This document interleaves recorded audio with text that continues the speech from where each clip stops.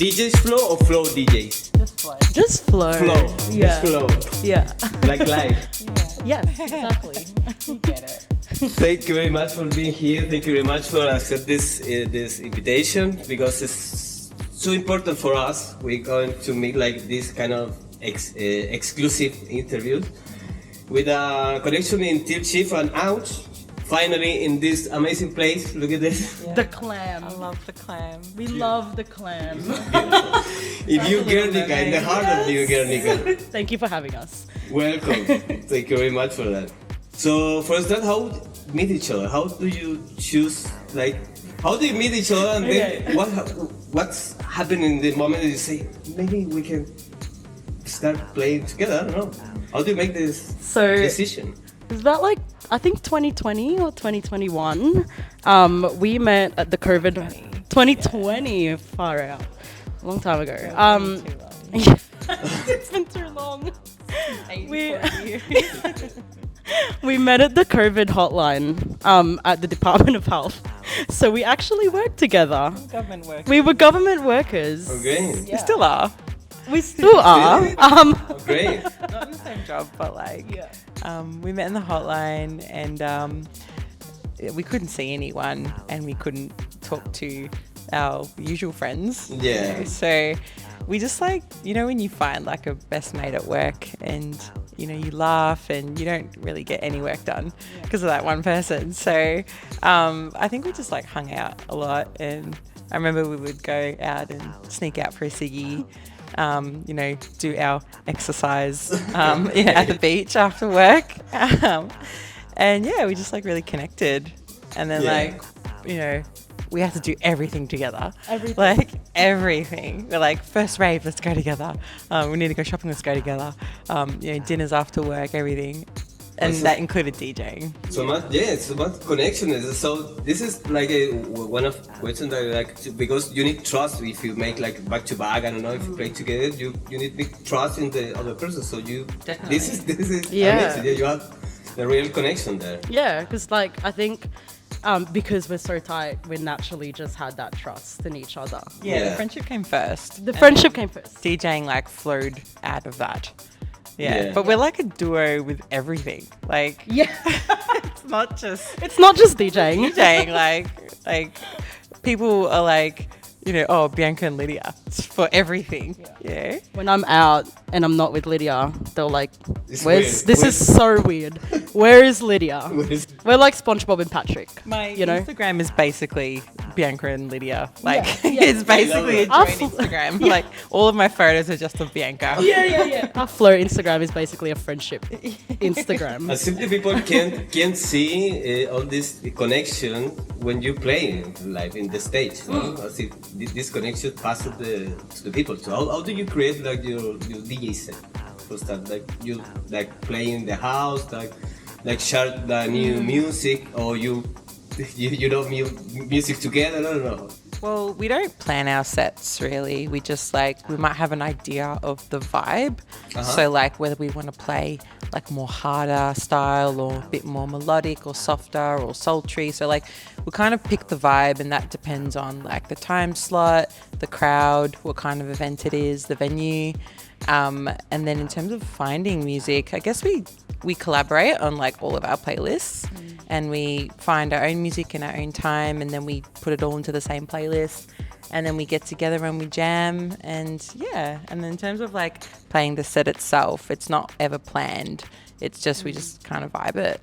Yeah, because like sometimes we could plan a set, but we go into the event and we realize that that's not the vibe. So we just use a completely different playlist. So we just vibe it. We plan a little bit. We flow. We plan a little. It's in the name. It's in the name. We plan a little bit. You know, we find songs. But yeah, we just vibe it. We vibe it. We flow it when we get there. Go with the flow. Exactly. How do you see this city in particular, in Melbourne, like scene in the electronic music? I've noticed like a lot of people have a really deep love for music in Melbourne.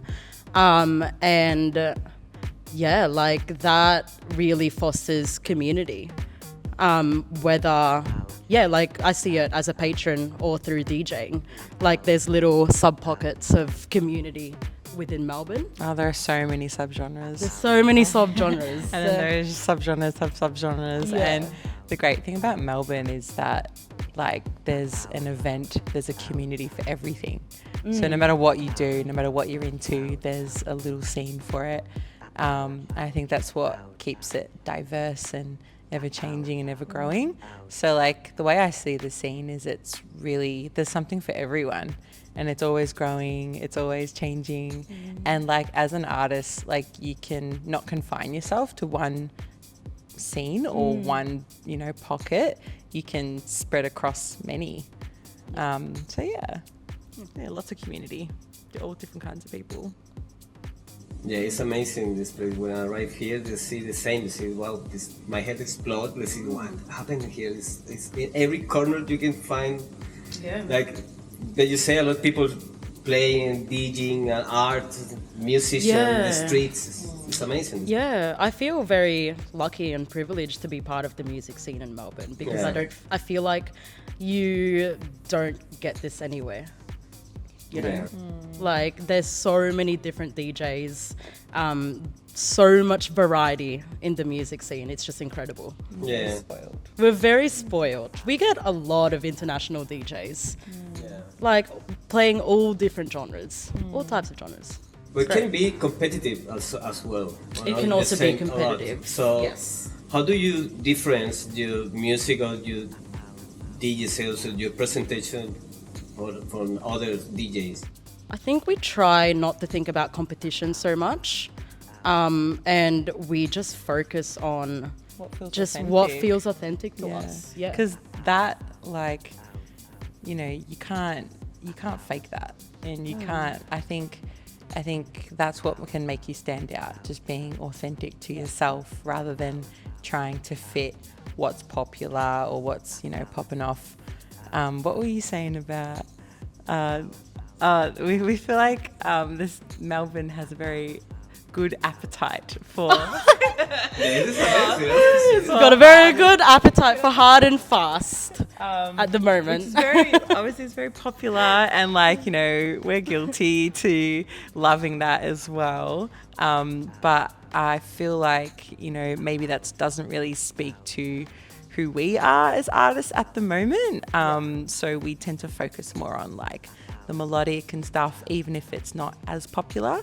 But I think the difference is when we do play, we're loving it, and you can't fake that energy. And I think people love to be a part of, whatever that vibe is. It almost doesn't really matter what the music is as long as you're being true to yourself. When you connect with your music, that translates to the dance floor. Yeah, how many times have you seen a random show or a gig or a band, and it may not necessarily be your style, but you're captivated by the performance. Yeah, because the performer is just so into it and connected, and that is, I think, more important than playing what's necessarily popular. Yeah. Agree. I second that, concur. What's happening in the future? Do you like to make make your own music? Start thinking about that? Yeah, we're starting. Already? We're very excited. Yeah, I made a bootleg in a Bloom the other day. Yes. Wow. I downloaded Splice and Ableton. First step. Started learning off YouTube, but yeah, we're starting. It's actually it's not as difficult as I thought it would be. Just learning, just trying to recreate songs and we've got a mentor at the moment, and just going through tutorials and stuff. So it was not as challenging as I initially thought. But then again, I'm at the very beginning, and we're at the very beginning, and there's so much to learn. But I felt paralyzed for a really long time because it was just such a big learning curve. But once you get started, it's actually, this is kind of intuitive, and all the time you spent listening to music and songs, you naturally can piece together and hear what you're going to create just from so much listening hours, I guess. So yeah, it's really exciting. It's exciting. We're hoping to release something next year. Yeah. Oh, it's amazing. Yeah, it's so intuitive. If you work in Ableton, you can find a lot of everything in YouTube, actually. If you like to learn like some thing or trick for this music, you can find there. So it's all there. Exactly. Yeah, you really don't need to spend like thousands of dollars on a course. Like it's... Yeah, but I don't know. It's, it all depends. Yeah, you can do it yourself, actually, here. Everything like as well. Yeah. Don't get me wrong. I still feel very overwhelmed because I've just started, but I'm just trying to break down the tasks in little small sections. Like just baby steps. Yeah, baby steps. It's the best way actually for learning new things because Ableton is too big. Yeah. Exactly. Too big. You can When make something's all. too big, it can paralyze you. Include you can play live there. Yeah. The Ableton live. Yeah, you can create music and play the same. Yeah. It was the same with DJing. Like, you know, at the start, I was like, what is this spaceship? But once you learn it, you're like, oh, it's actually, like, now it's like, oh, this is easy. Yeah. You know? And you're in flow, exactly. So I hope to eventually get to that place with Ableton where you can just, like, have an idea and then, like, get And it then down just really get it quickly. down. You wake up like 3 in the morning, like, oh yeah. Like a lyric. Do you like include lyrics in your songs? And what was that? Sorry.